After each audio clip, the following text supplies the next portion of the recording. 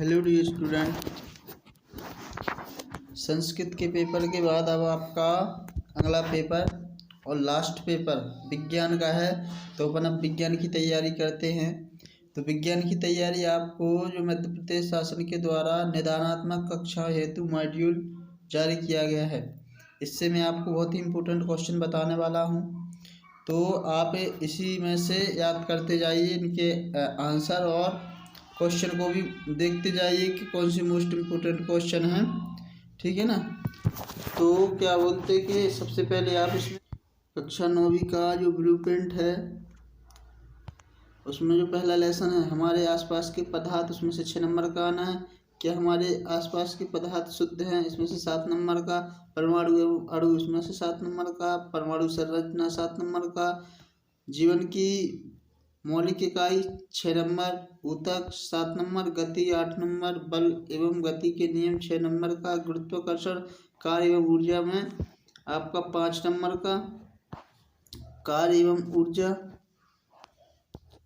6 number का। ध्वनि 5 number का। खाद्य संसाधन में सुधार 5 नंबर का। मतलब टोटल आपको 75 नंबर का आना है और 25 नंबर का आपका प्रैक्टिकल रहेगा।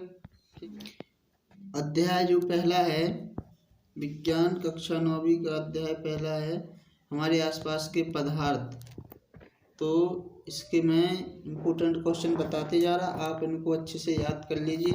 यदि आपने उस क्वेश्चन का आंसर पहले से कहीं दूसरी गाइड से याद किया हुआ है तो वही आप आंसर याद कीजिए। बस आप मोस्ट इम्पोर्टेंट क्वेश्चन देख लीजिए और बाकी के जितने आपके वस्तुनिष्ठ क्वेश्चन हैं उनको भी मैं इसमें बताता जा रहा, तो आप वीडियो को रोक के उनको अच्छे से याद कर सकते हो, ठीक है ना। क्योंकि इतना टाइम नहीं है कि उसको अभी जल्दी से बताएं, ठीक है। जैसे ये पदार्थ की कितनी अवस्थाएं होती तो कितनी होती है, 3 होती हैं, ठीक। ऐसे ही पदार्थ के किस अवस्था में कणों के मध्य न्यूनतम रिक्त स्थान होता है, तो वो होता है ठोस में।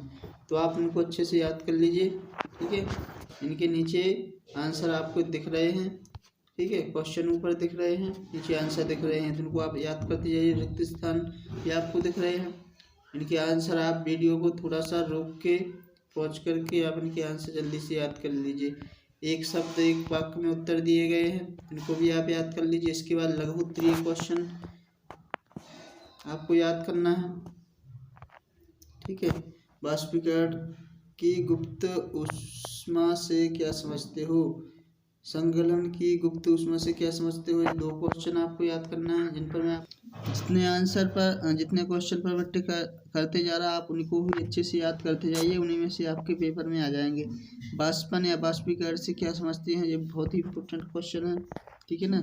इसके बाद ऊर्ध्वपातन को परिभाषित कीजिए, उदाहरण देकर गलनांक को परिभाषित कीजिए।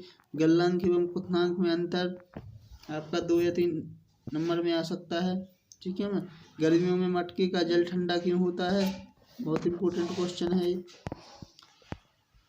इसके बाद ठोस के सामान्य गुण, या फिर आप इसमें से याद कर लीजिए ठोस, द्रव और गैस के बारे में।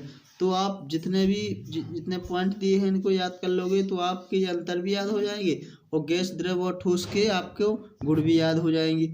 वाष्पीकरण की दर को प्रभावित करने वाले कारक, इसको भी आपको याद करना है, ठीक है ना। इसके बाद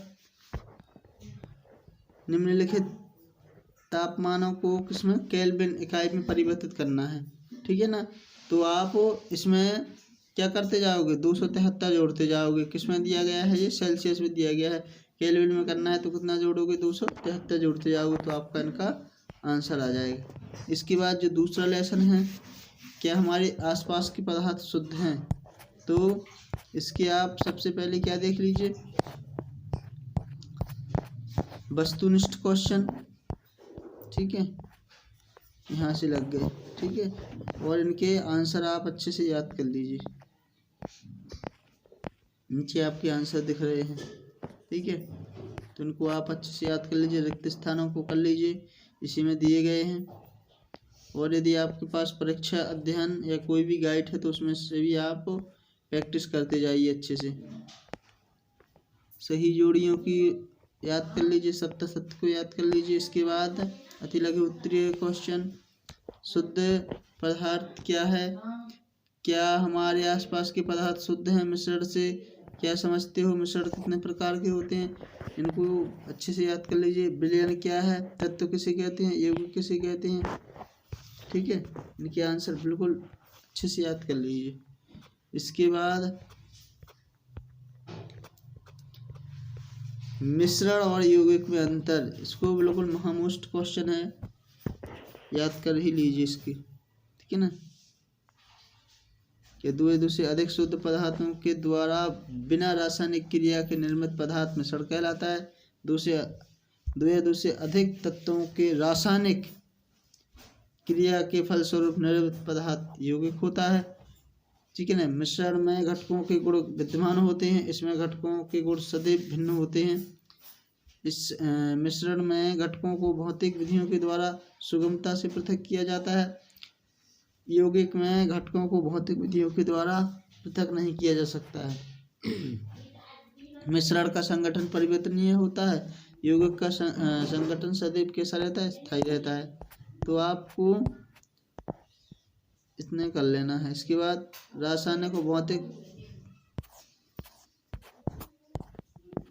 परिवर्तन, कोलाइड एवं निलंबन को परिभाषित कीजिए।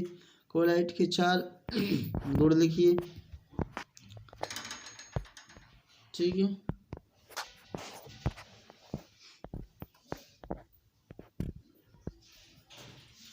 इसके बाद अध्याय 3 परमाणु एवं अणु, इसके पूरे के पूरे आपको क्या करना है? पहले सही विकल्प कर लेना है। ठीक है, इसी में से रिक्त स्थानों की पूर्ति, सत्य सत्य देख लीजिए, एक वाक्य में उत्तर। ठीक है, इसके बाद परमाणु से क्या समझते हो? अणु से क्या समझते हो? परमाणु द्रव्यमान को परिभाषित कीजिए। परमाणु द्रव्यमान इकाई को परिभाषित कीजिए। इसके बाद एक मोल से क्या समझते हो? अणु परमाणु में अंतर, रासायनिक सूत्र का परिभाषा, डाल्टन के परमाणु सिद्धांत के 3 विशेषताएं। ठीक है ना, ये आपने साल भर याद किए हुए हैं, बस आप अभी एक बार अच्छे से रिवीजन कर लीजिए। इसके बाद यौगिक के आणविक सूत्र, ठीक है ना, कॉपर ब्रोमाइड, एल्यूमिनियम नाइट्राइड, इनको देख कर लीजिए। इसके बाद विद्यमान तत्वों के नाम बताना है। बुझा हुआ चूना में कौन सा रहता है? ठीक है ना, तो अपना ये तीसरा लेसन भी खत्म हो जाता है। तो आप इतना अभी कर लीजिए शाम तक। ठीक है ना, फिर इसके बाद अपन नेक्स्ट वीडियो में देखेंगे। ठीक है, थैंक यू।